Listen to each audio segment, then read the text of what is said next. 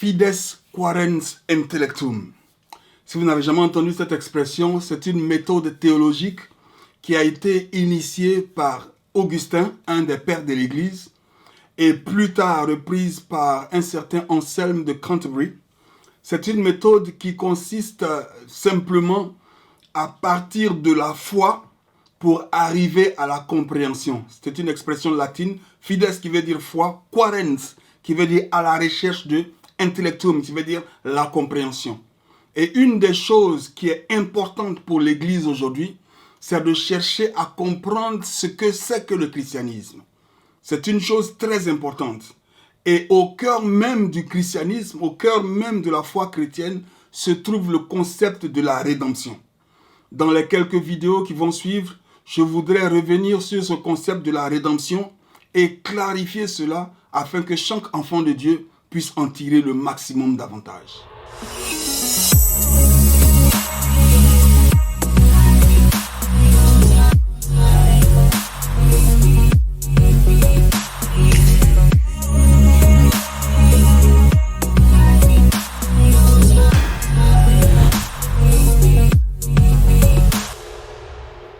Bonjour à tous, bonjour à toutes, bienvenue sur ma chaîne YouTube, je m'appelle Firmin Nialy, c'est un plaisir pour moi de vous avoir avec moi. Cette chaîne est entièrement dédiée à l'enseignement de la parole de Dieu et à l'édification des frères et des sœurs dans le Seigneur.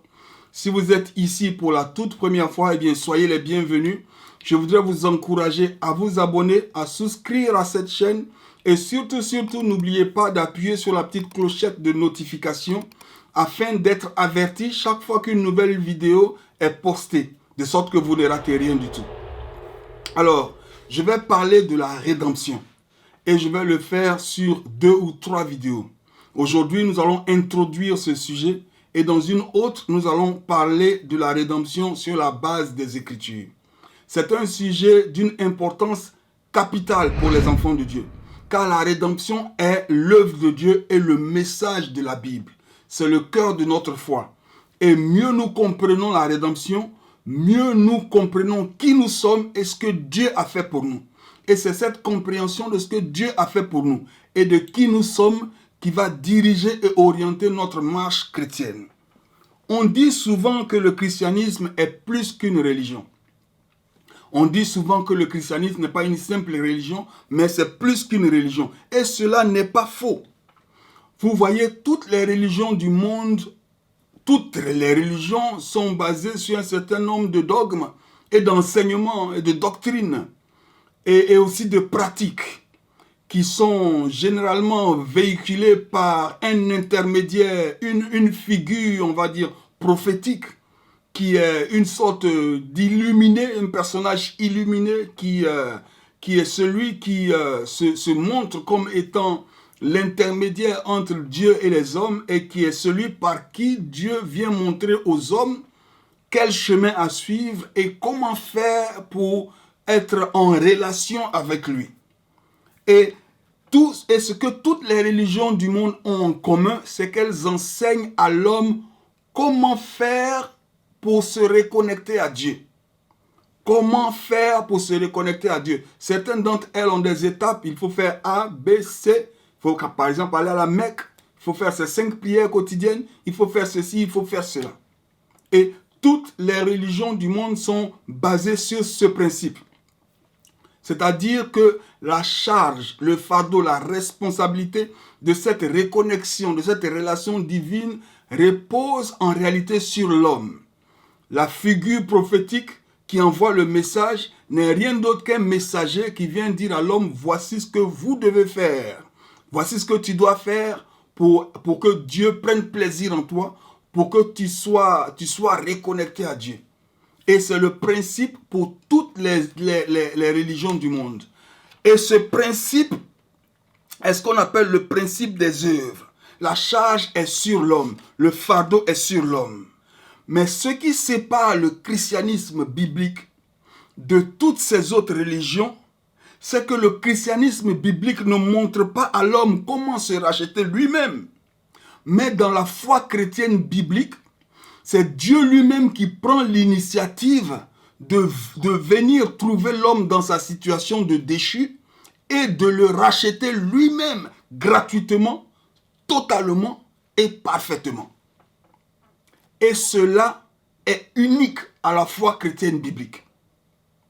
Et j'insiste sur l'expression foi chrétienne biblique parce qu'il y a des foi qui prétendent être des foi chrétiennes, mais qui ne sont pas basées sur des fondements doctrinaux bibliques. Et donc la foi chrétienne biblique a ceci de spécifique et d'unique à elle, que c'est Dieu lui-même qui prend l'initiative de venir trouver l'homme dans sa situation de déchu et de pécheur et de le racheter totalement, pas partiellement, et parfaitement, de sorte que l'œuvre de la rédemption est parfaite et il n'y a plus rien à y ajouter. C'est très important. C'est très important. Quand la jeune femme vierge est tombée enceinte par la vertu du Saint-Esprit, son mari, son fiancé, Joseph, voulait la répudier. Il n'est pas normal que votre fiancée tombe enceinte avant que vous n'ayez eu des rapports intimes. Il est tout à fait clair qu'il y a un cas de relation extra-conjugale. Alors Joseph s'apprête à répudier Marie en cachette. Et l'ange apparaît à Joseph et lui dit, ne la répudie pas. Dieu est à l'œuvre. Il dit, cet enfant qu'elle va avoir, tu l'appelleras Jésus. Pourquoi? Parce que c'est lui qui sauvera son peuple de ses péchés. Et voici sa mission. Il est venu pour sauver son peuple de ses péchés. Il n'est pas venu pour dire à son peuple, voici ce que vous devez faire pour vous sauver de vos péchés. Il est venu pour prendre sur lui de sauver son peuple de ses péchés. Et cela se trouve dans Matthieu 1 au verset 21. Et plus tard dans le livre de Jean, au chapitre 14, au verset 6, le Seigneur lui-même dit ceci. Je suis le chemin, je suis la vérité et je suis la vie. Nul ne vient au Père que par moi. Encore une fois, Jésus établit sa mission. Il établit la nature de sa personne. Il établit ce qu'on peut appeler le plan, le dessein, le véhicule, le moyen de la rédemption qui est en Christ. C'est lui-même. Je suis le chemin, je suis la vérité et je suis la vie. Il ne dit pas, je suis venu pour vous montrer le chemin. Je suis venu pour vous enseigner la vérité.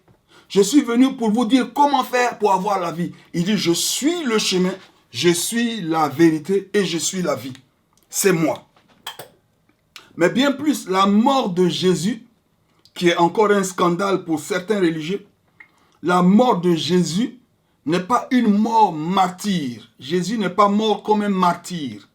Non, la mort de Jésus est une rançon. Et la Bible dit dans le livre de Matthieu chapitre 20 verset 28, le Fils de l'homme n'est pas venu pour être servi, mais pour servir et pour donner sa vie en rançon pour plusieurs. Donc la vie et la mort de Jésus, et surtout sa mort, est une rançon. Ce n'est pas une mort martyre.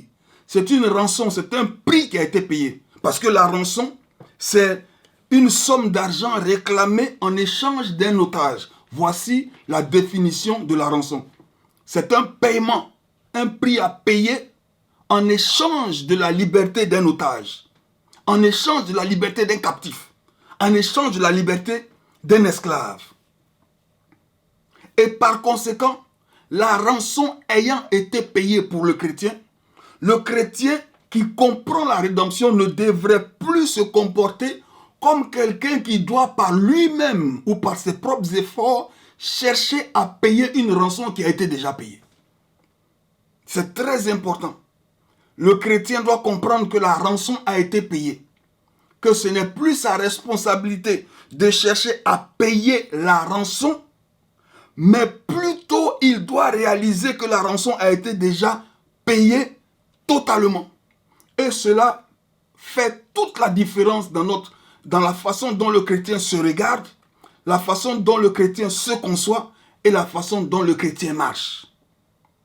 C'est pour la liberté que Christ vous a rendu libre. Galates chapitre 5 verset 1. Demeurez donc ferme dans la liberté et ne vous mettez pas sous le joug de la servitude. Donc le chrétien doit comprendre la liberté acquise par la vertu de la rédemption. La rançon a été payée, l'otage a été libéré et il doit demeurer ferme dans la liberté. Pourquoi? Parce qu'il y a des influences qui vont venir chercher à mettre en doute le message de la rédemption. Dieu vous a-t-il vraiment dit? Voici la stratégie de Satan depuis le jardin d'Éden. Et donc le chrétien doit tenir ferme. Et surtout que nous sommes entourés de religions qui sont basées sur un système méritoire. Et cela affecte notre pensée. Le chrétien doit tenir ferme dans la liberté qui a été acquise par Christ, car la rançon a été totalement payée. Et donc, le chrétien doit comprendre la rédemption dans toute son étendue. Il doit comprendre la rédemption dans la clarté. Et c'est ce que nous voulons faire. C'est ce que je vais faire à travers ces quelques vidéos. C'est le cœur de notre foi.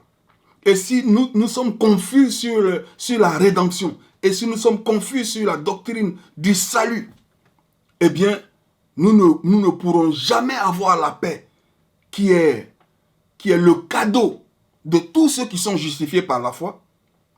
Mais nous serons pris au piège de la religion qui nous impose par nos propres performances religieuses, chercher à payer une rançon qui a été déjà payée. Vous voyez comme c'est incongru. Notre Dieu n'est pas une idole. Notre Dieu n'est pas une idole qui s'assied là, qu'on doit satisfaire. Une idole à qui on doit apporter toutes nos offrandes, toutes nos prières, devant qui on doit se prosterner, juste pour satisfaire son ego, juste pour satisfaire sa gourmandise. Et en retour, être abandonné et livré à nous-mêmes. Notre Dieu n'est pas une idole. Notre Dieu est un rédempteur. Notre Dieu est un rédempteur. Il s'appelle Jéhovah Goël. Il est le Dieu rédempteur. Il est notre rédempteur. C'est celui qui nous rachète du péché. C'est celui qui nous rachète de la mort. C'est lui qui nous rachète de l'enfer. C'est lui qui nous rachète de toute la puissance de l'ennemi. Notre Dieu est un rédempteur. Et la réalité de la rédemption, la vérité de la rédemption met le christianisme dans une catégorie tout à fait différente. Le christianisme n'est pas une religion comme les autres. Et c'est en cela que dire que le christianisme est plus qu'une religion est une vérité. Ce n'est pas juste une religion. La religion, c'est ce que l'homme fait. C'est ce que l'homme fait pour chercher à se reconnecter avec Dieu. Le christianisme, c'est ce que Dieu a fait pour venir racheter le pécheur. C'est différent. Et nous devons comprendre ce que c'est que la rédemption. Alors, qu'est-ce que la rédemption? Qu'est-ce que ça veut dire la rédemption? C'est le fait de racheter. Racheter, c'est quoi? Alors, le dictionnaire définit le mot racheter comme ceci. Faire libérer un otage par le versement d'une rançon. Faire libérer un otage par le versement d'une rançon. Il y a une autre définition. Faire pardonner ou réparer une faute ou une conduite coupable par des actes méritoires. Et c'est là que sont toutes les religions du monde, les autres. Faire pardonner ou réparer une conduite coupable par des actes méritoires. Mais dans la Bible, le terme rédemption est généralement utilisé en référence au rachat de la liberté d'un esclave. Au rachat de la liberté d'un esclave. Et cela est instructif pour nous. Il est important que nous comprenions très bien. Cela est instructif pour nous. Parce qu'en réalité, nous étions esclaves. En réalité, nous étions des esclaves de Satan. Nous étions sous la tyrannie de Satan. Nous étions esclaves de Satan. Et la Bible dit clairement, dans Jean 8, 34, le Seigneur dit, celui qui pêche est esclave du péché.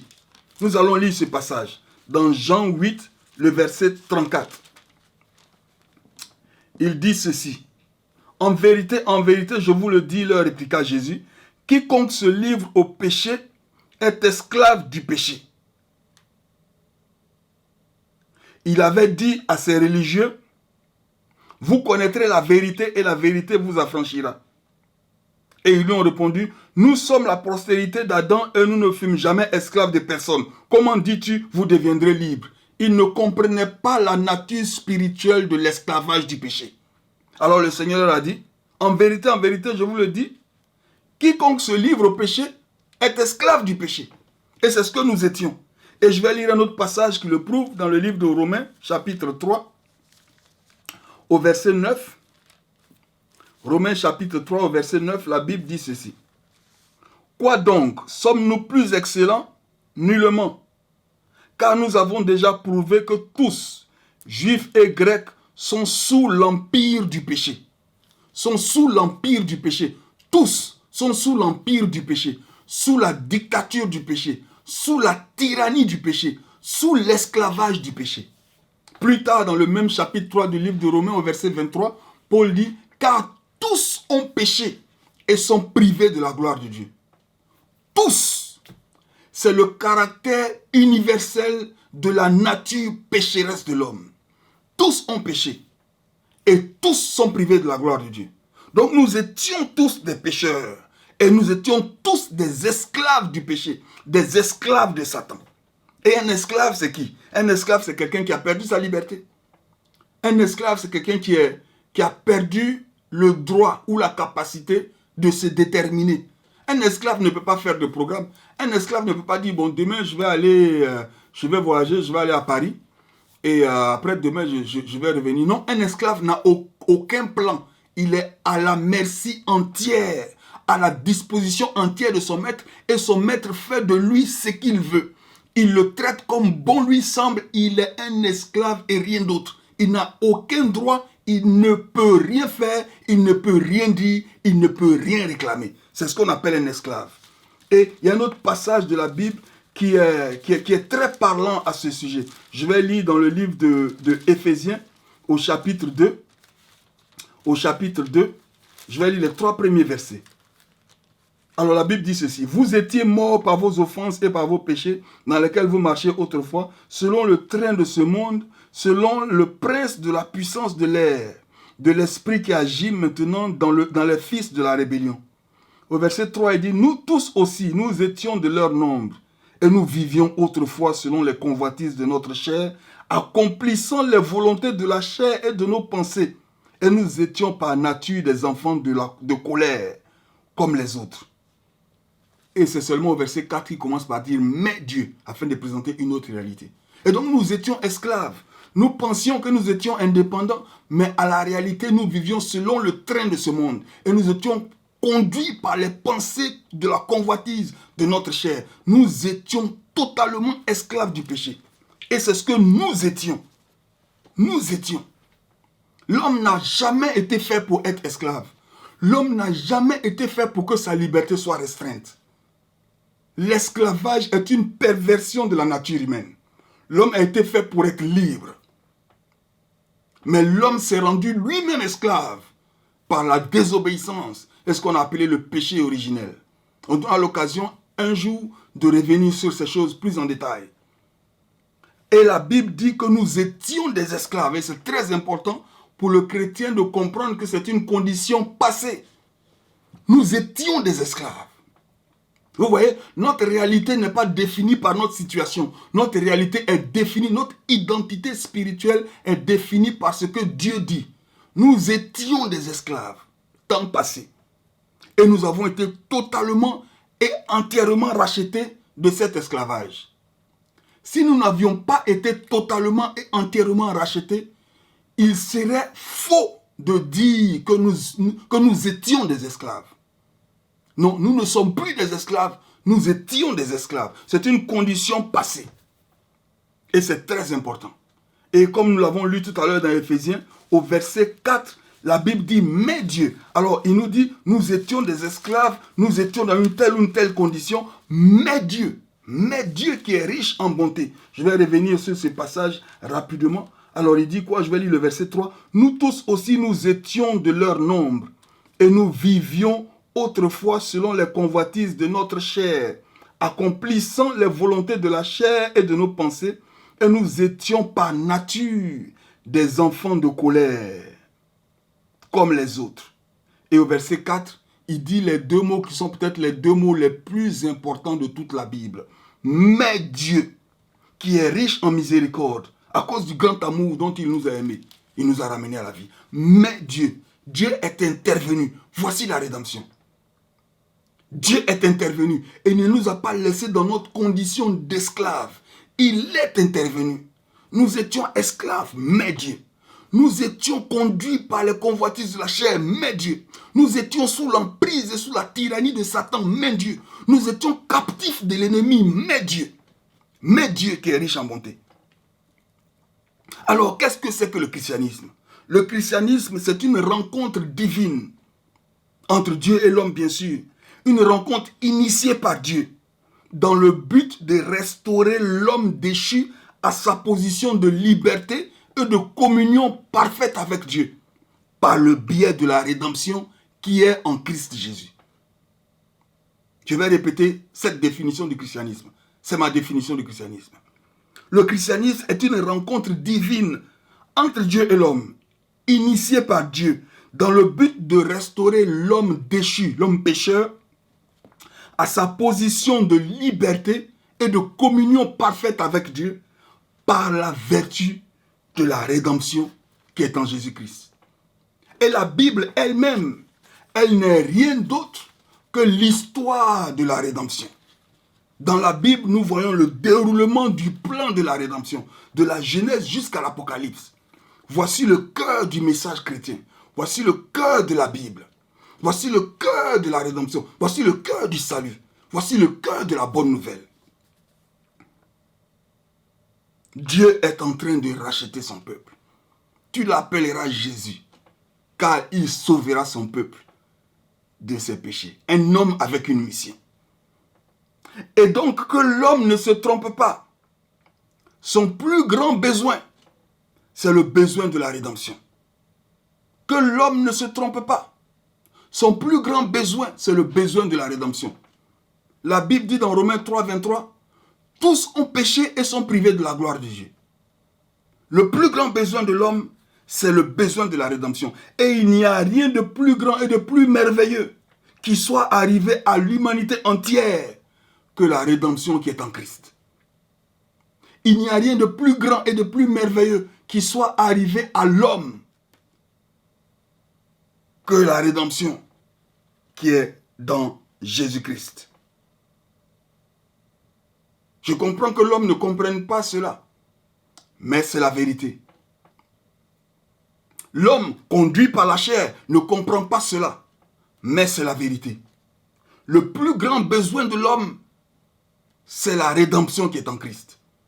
Et la chose la plus grande, la plus merveilleuse, la plus puissante qui soit arrivée à l'homme sur la terre, c'est l'offre de la rédemption qui est dans le sang de Jésus-Christ. La Bible dit dans le livre de Marc 8, au verset 36, « À quoi sert-il à l'homme de gagner le monde entier et de perdre son âme ?» Vous voyez, la Bible met en perspective l'âme de l'homme et la compare au monde entier tout ce qu'il contient. Et la Bible affirme que le monde entier, tout ce qu'il contient, ne peuvent pas satisfaire le besoin de l'homme. La politique ne peut pas satisfaire le besoin de l'homme. L'argent ne peut pas satisfaire le besoin de l'homme. Les plaisirs ne peuvent pas satisfaire le besoin de l'homme. La philosophie et les diplômes ne peuvent pas satisfaire le besoin de l'homme. Le besoin le plus important de l'homme, c'est la rédemption qui est en Christ. Le plus grand besoin de l'homme, ce ne sont pas les richesses du monde. Le plus grand besoin de l'homme, ce n'est pas la connaissance intellectuelle. Le plus grand besoin de l'homme, ce ne sont pas les plaisirs du monde. Le plus grand besoin de l'homme, ce n'est pas un besoin de renommée. Le plus grand besoin de l'homme, ce n'est pas un besoin de pouvoir ou de prestige. Le plus grand besoin de l'homme, ce n'est même pas un besoin de religion. Mais le plus grand besoin de l'homme, c'est la rédemption qui est en Christ Jésus. Il n'y a rien de plus grand qui soit arrivé à un enfant de Dieu que d'avoir été racheté par le sang de Jésus. Je vais répéter cela. Il n'y a rien de plus grand pour un enfant de Dieu que d'avoir été racheté par le sang de Jésus. Voici la bénédiction de l'enfant de Dieu.